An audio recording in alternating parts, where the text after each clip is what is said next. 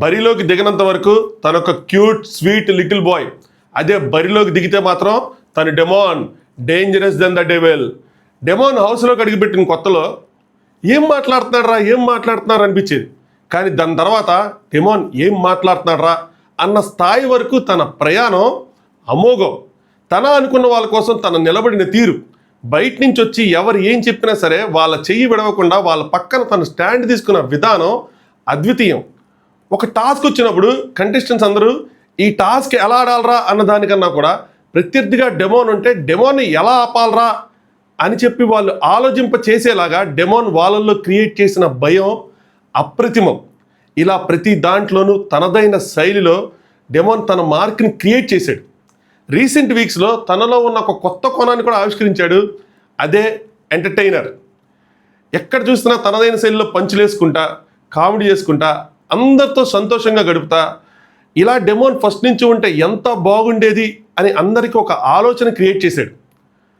ఇలాగే కనుక ఉండుంటే ఖచ్చితంగా ఈ హౌస్లో మనం ఇద్దరు ఎంటర్టైనర్లు చూసేవాళ్ళం. అలాగే ఎంటర్టైనర్ల మధ్య ఒక పోటీ కూడా చూసేవాళ్ళం. ఒక కామనర్గా స్టార్ట్ అయ్యి ఒక సెలబ్రిటీ స్థాయికి ఎదిగాడు.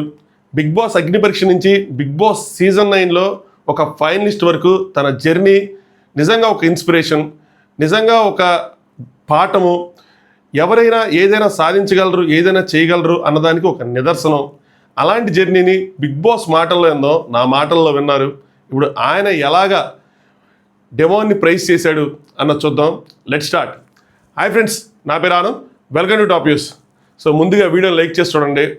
అలాగే ఛానల్ని కొత్తగా చూసేవాళ్ళు, లేదంటే ఇప్పటివరకు సబ్స్క్రైబ్ చేసుకునే వాళ్ళు దయచేసి సబ్స్క్రైబ్ చేసుకోండి. డెమాన్ జర్నీ మీద మీ అభిప్రాయం ఏంటన్నది కామెంట్ చేయండి. మీరు డెమాన్ ఫ్యాన్ అయితే నేను డెమాన్ ఫ్యాన్, ఇది నా ఒపీనియన్ అని చెప్పి, మీరు డెమాన్ ఫ్యాన్ కాకపోతే ఎవరు ఫ్యాన్ అయితే వాళ్ళు నేను పలానా ఫ్యాన్ అని చెప్పి మీ ఒపీనియన్ డెమాన్ జర్నీ మీద ఖచ్చితంగా ఒక కామెంట్ చేయండి. చాలా కష్టమైంది బ్రో ఇది. ఫస్ట్ స్టార్టింగ్ చెప్పడానికి మధ్యలో కాఫ్ వస్తూనే ఉంది. ఇది నాకు తెలిసి ఒక 10వ మొత్తానికి. అది అంటే ఇక్కడి నుంచి దగ్గర కొంచెం పర్లేదు, కానీ స్టార్టింగ్లో ఇదవ్వకూడదని చెప్పి చేస్తానే ఉన్నా. ఏందో మరి ఎక్కువైపోయింది. బిగ్ బాస్ డెమాన్ జర్నీని చాలా బాగా తీర్చిదిద్దారు. చెప్పాలంటే చాలా ఎమోషన్స్, ఎంటర్టైన్మెంటు ఏదైతే లాస్ట్ వీక్స్లో ఉందో దాన్ని మెయిన్గా హైలైట్ చేసుకుంటా రాశారు. బాగుంది. Me will power, me fitness, మీ వ్యక్తిత్వంలో ఎంత ముఖ్యమో, మరియు ఒక బలమైన పోరాటం చేయడానికి ఎంత అవసరం అన్నది మీ ప్రయాణం నిరూపిస్తుంది.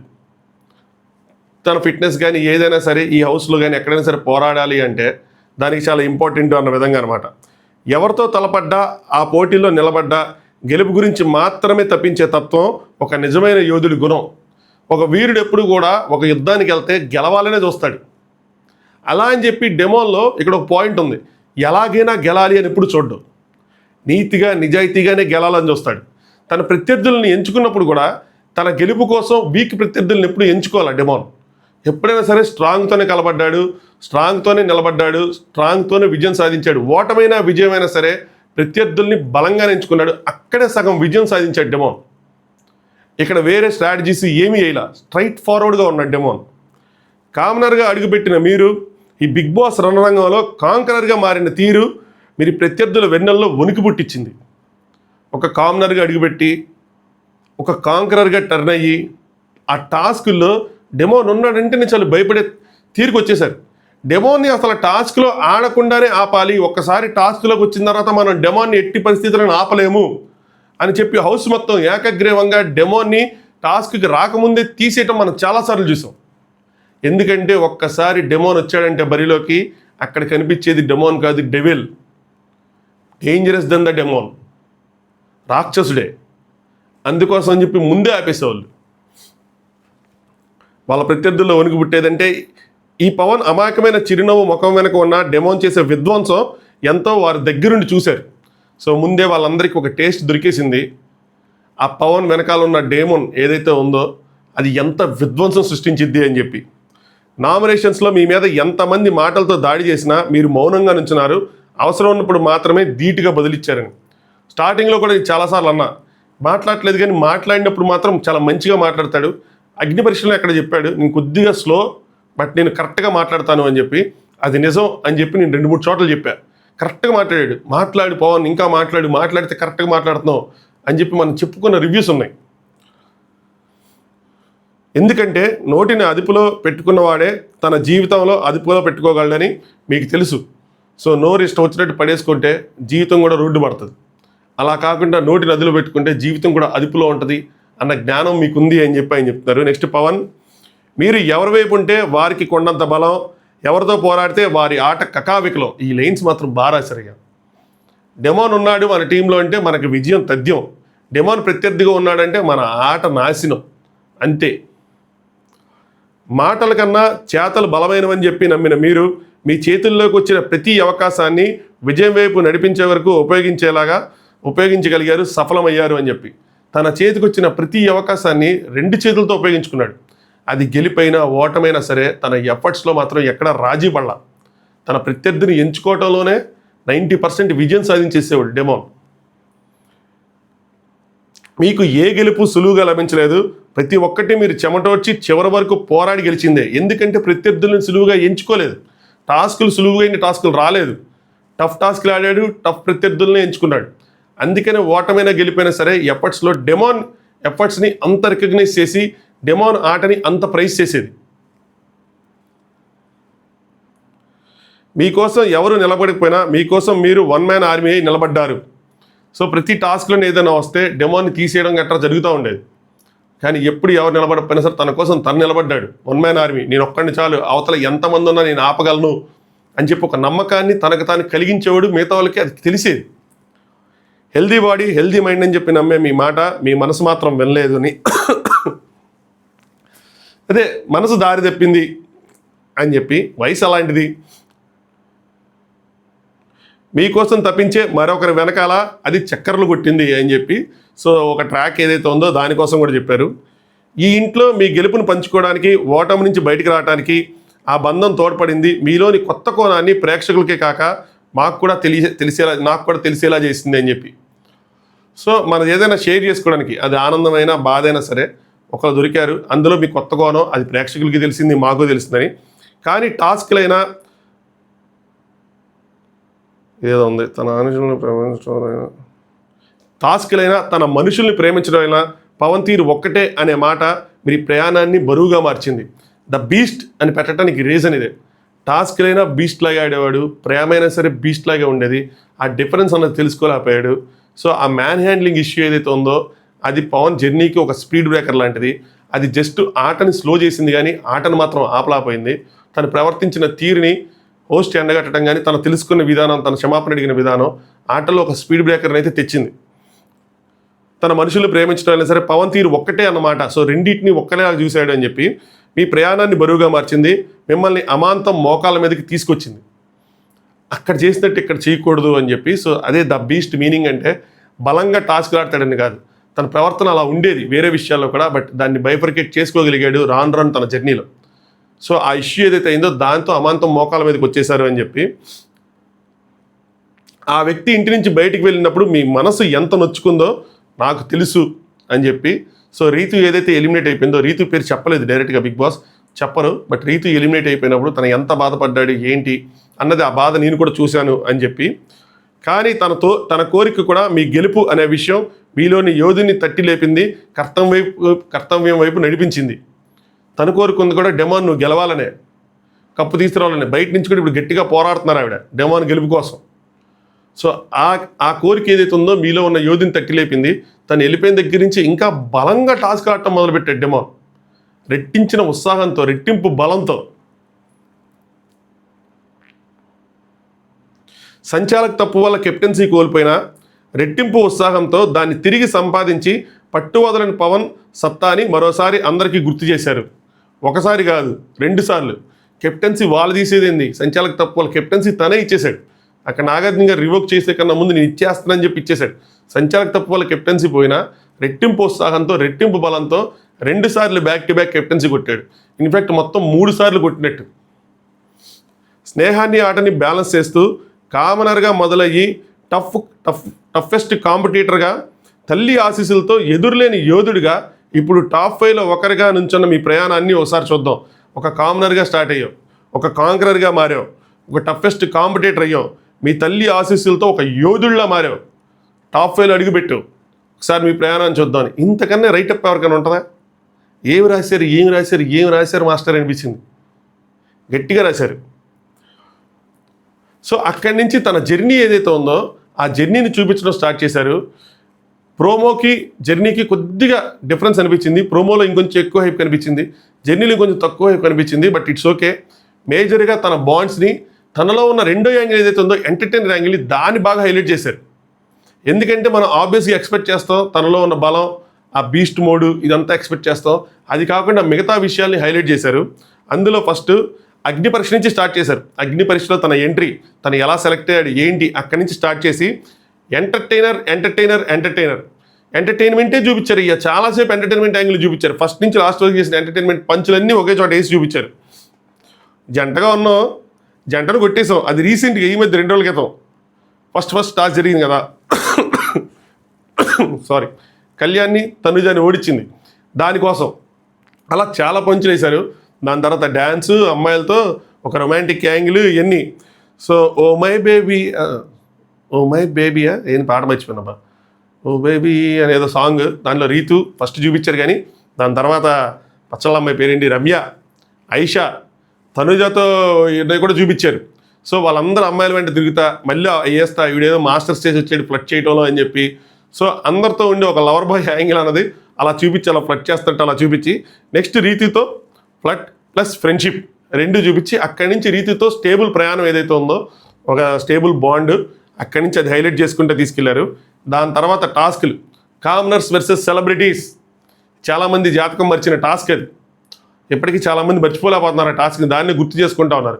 సో కామనర్స్ వర్సెస్ సెలబ్రిటీస్ అని చెప్పి ఆ రంగు టాస్క్ ఏదైతే జరిగిందో దాన్ని చూపించారు. అందులో కెప్టెన్ అవటం, ఆ కెప్టెన్ అయిన తీరు సరిగ్గా కాదని నాగార్జున చెప్పడం, దాన్ని కెప్టెన్సీ ఇచ్చేయటం, దాన్ని రివోక్ చేయడం. దాని తర్వాత మళ్ళీ బాండ్స్కి వచ్చారు. అప్ వెళ్ళింది, డౌన్ అయింది, మళ్ళీ ఇంకా down. Kalyan versus demon Kalyan తీసేయటం, కళ్యాణ్ డెమోన్కి దూరం అయిపోవటం, వాళ్ళ బాండ్కి ఒక బ్రేక్ రావటం. అప్పటి వరకు చాలా క్లోజ్గా ఉన్న వాళ్ళ బాండ్ ఖచ్చితంగా బేట్లు వారింది. ఆ బేట్లు ఎప్పటికీ పూడ్చుకోలేదు. ఉన్నామంటే ఉన్నారు కానీ అంత బాండింగ్ అయితే ఇప్పుడు కనిపించలే. అక్కడి నుంచి మళ్ళీ పైకి లేపి నామినేషన్స్ ఫైట్స్, మొత్తం నామినేషన్స్లో తన ఎన్ని ఫైట్స్ ఉన్నాయి అన్ని ఫైట్స్, నామినేషన్స్ హైలైట్గా మంచి పాయింట్లు చెప్తూ మంచిగా హైలైట్ చేసింది. డెమోని కూడా చాలా ఉన్నాయి ఇన్ఫ్యాక్ట్. దాని తర్వాత ఆ నామినేషన్స్లోనే తన బాండ్స్ ఏవైతే రీతు నామినేషన్ ఉందో, సో అది, దాని తర్వాత మ్యాన్ హ్యాండ్లింగ్ ఇష్యూ, ఇమాన్యుల్ని నామినేట్ చేయటం, ఇంజరీ తర్వాత ఇమాన్యుల్ బాండింగు, అవన్నీ మళ్ళీ డౌను, మళ్ళీ మమ్మీ ఎంట్రీ. సో అప్పు డౌన్తో స్వింగ్ చేశారు జర్నీని. వాళ్ళ మదర్ ఎంట్రీ తర్వాత రెట్టింపిన ఉత్సాహం, దాని తర్వాత మళ్ళీ ఓల్డ్ డెమోన్ కావాలి మాకు అనగానే బగ నిప్పులు మండే అని చెప్పి బీజిఎంతో మళ్ళీ ఓల్డ్ డెమోని బ్యాక్ తీసుకొచ్చాడు. టాస్కులు ఆడతానే ఉన్నాడు, గెలుస్తానే ఉన్నాడు. ఛాలెంజ్ చేసే టికెట్ పిల్లలు కొడతానని, బట్ ప్రత్యర్థిని బలంగా ఎంచుకున్నాడు. అక్కడ ఛాలెంజ్ కన్నా కూడా పోరాటానికి ఎక్కువ ఆశ చూపించాడు. ఆ పోరాటంలో బలమైన ప్రత్యర్థులను ఎంచుకున్నాడు. చాక్ చెక్కింగ్ వెళ్ళుంటే కొట్టేసేవాడు ఈజీగా, బట్ లేదు, ప్రత్యర్థులను బలంగా, ముందు పోరాటం అన్నది బలంగా ఉండాలి. ప్రత్యర్థి బలంగా ఉంటేనే, విలన్ అన్నవాడు బలంగా ఉంటేనే హీరో అన్నాడు బాగా హైలైట్ అవుతాడు అని నమ్మే వ్యక్తి అనుకుంటాను నాకు తెలిసి. సో బలమైన ప్రత్యర్థులను ఎంచుకున్నాడు. అక్కడ ఆయన బర్నియాన్ని ఎంచుకున్నాడు. సో ఆ గేమ్ ఓడిపోయాడు, అక్కడితో బయటికి వెళ్ళాడు. బట్ తర్వాత జరిగిన టాస్క్ అన్ని వరుసగా కొట్టుకుంటూ వచ్చాడు. 4-5 స్టార్లు గెలిచాడు లాస్ట్లో వచ్చేప్పటికి.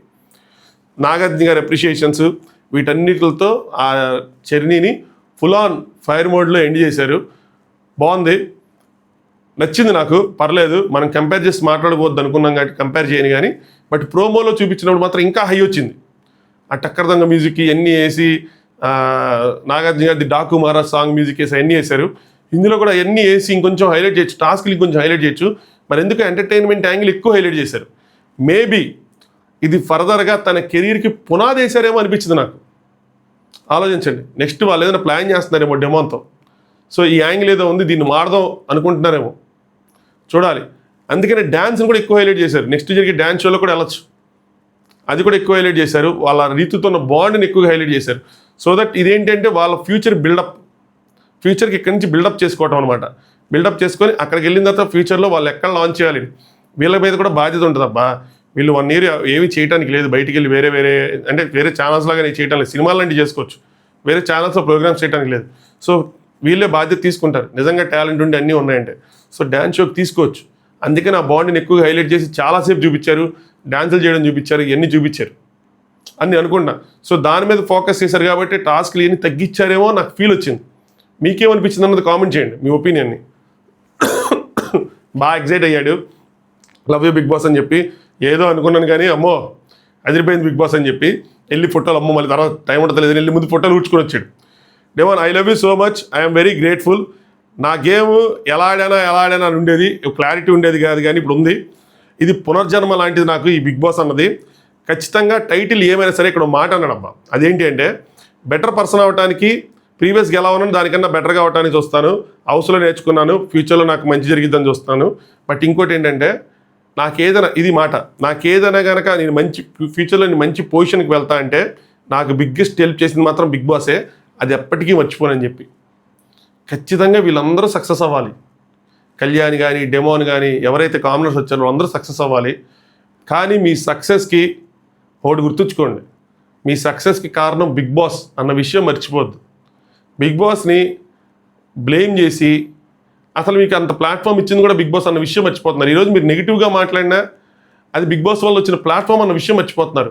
మాట్లాడచ్చు మనకు అన్యాయం జరిగితే, కానీ చిన్న చిన్న విషయాలను కూడా హైలైట్ చేసేసి బిగ్ బాస్ని బ్లేమ్ చేసేసి బిగ్ బాస్ని నెగిటివ్గా చూపించేసి అంత అవసరం లేదు. మీరు అలా నెగిటివ్గా చేస్తున్నా చాలామంది చూస్తున్నారంటే దానికి కారణం కూడా బిగ్ బాసే. బిగ్ బాస్ మీకు ఒక ప్లాట్ఫామ్ ఇచ్చింది, ఎదగండి అంది, ఎదగండి. దాన్ని తొక్కాలని చూడకండి తిరిగి. అది మీరు మళ్ళీ తిరిగి తొక్కితే మీరు కనిపించరు మళ్ళీ.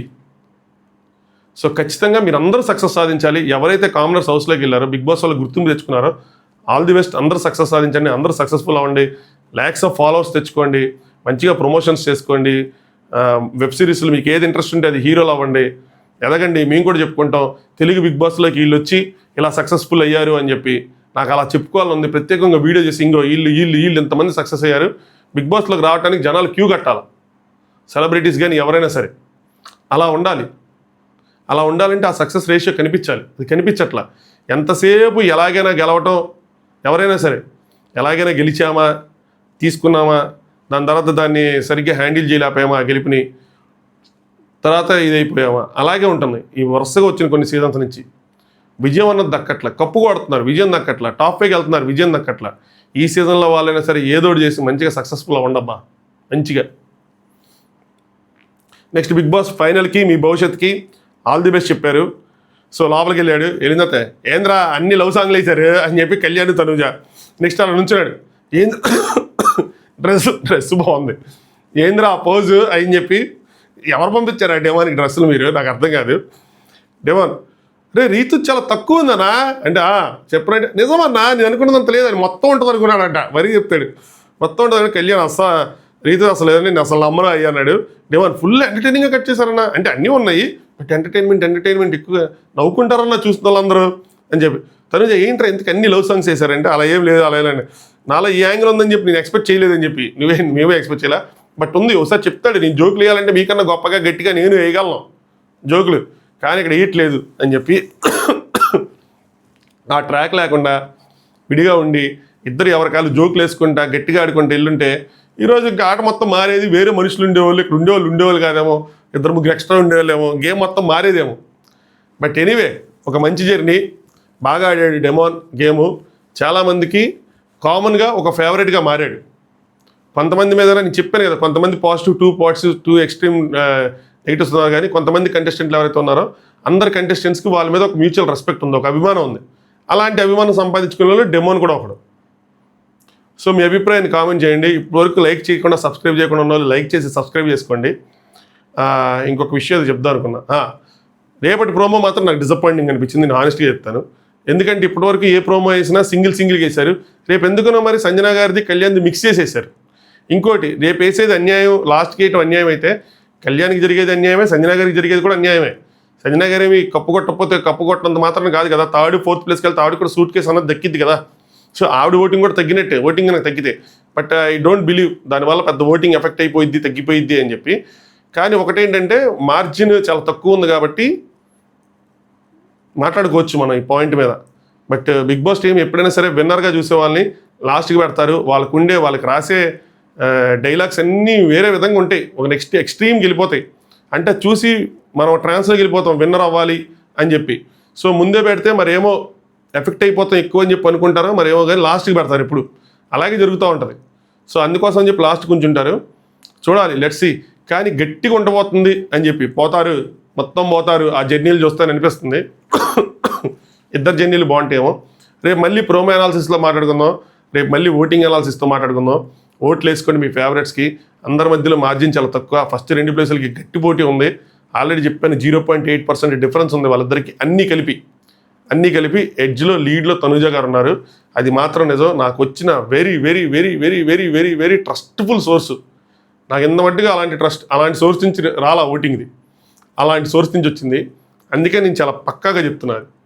నేను చెప్పిన తర్వాత వాళ్ళకు కూడా అలాంటి సోర్స్, ఆ సోర్స్ కాకపోయినా అక్కడి నుంచి సిమిలర్ సోర్సెస్ నుంచి వస్తే వాళ్ళు కూడా ఇదే చెప్తారు. ఎవరైనా ఇది చెప్పాల్సిందే, ఎందుకంటే ఇది కాకుండా నీకు రిజల్ట్ లేదు. అది మాత్రం I'm damn sure about it. అంతే. తెచ్చామా, చాలా కష్టపడి తెచ్చా. గుర్తించండి మా కొద్దిగైనా, సింపుల్గా అరకండి. మనం పెట్టిన తర్వాతే పెట్టారు ఎవరైనా సరే, గమనించండి అది కూడా. చలో, గుడ్ నైట్. దీనికన్నా ముందు తనుజ గారిది ఉంది జర్నీ వీడియో, చూడండి, అది బాగుంటుంది. నాకు ఎవ్వరి మీద ప్రత్యేకమైన ప్రేమ ఏమీ లేదు. నేను అందరి జర్నీలే, నేను through out the game live అన్నీ చూసి ఎంజాయ్ చేశాను కాబట్టి నేను చివరికి వచ్చిన తర్వాత అందరి జర్నీ వీడియోలు ఇలాగే ఎంజాయ్ చేస్తా. నాకు తన పర మతం అన్నది ఎవరు లేరు. వాళ్ళు ఎవరు నాకు కంటెస్టెంట్స్, వాళ్ళ జర్నీ, నేను వాళ్ళ జర్నీని అబ్జర్వ్ చేసిన దాన్ని నా మాటల్లో పెట్టి బిగ్ బాస్ మాటలతో కలిపి చెప్తా. మీరు దాన్ని ఏ విధంగా తీసుకుంటే ఆ విధంగా తీసుకోవచ్చు. దానికి నేను చేయలేను. బట్ నేను మాత్రం అది నేను ఎవ్రీ ఇయర్ సీజన్ 7 ఇలాగే చేశాను, సీజన్ 8 ఇలాగే చేశాను. అప్పుడు ఫాలోవర్స్ తక్కువ కాబట్టి అప్పుడు తక్కువ తెలిసి ఉండదు, ఇప్పుడు కొంచెం ఎక్కువగా తెలుస్తూ ఉంటుంది. అంతే డిఫరెన్స్. సరేనా? రేపు ఉదయం ప్రోమో అనాలిసిస్తో మళ్ళీ కలుసుకుందాం. Good night. Thanks for watching. Top news.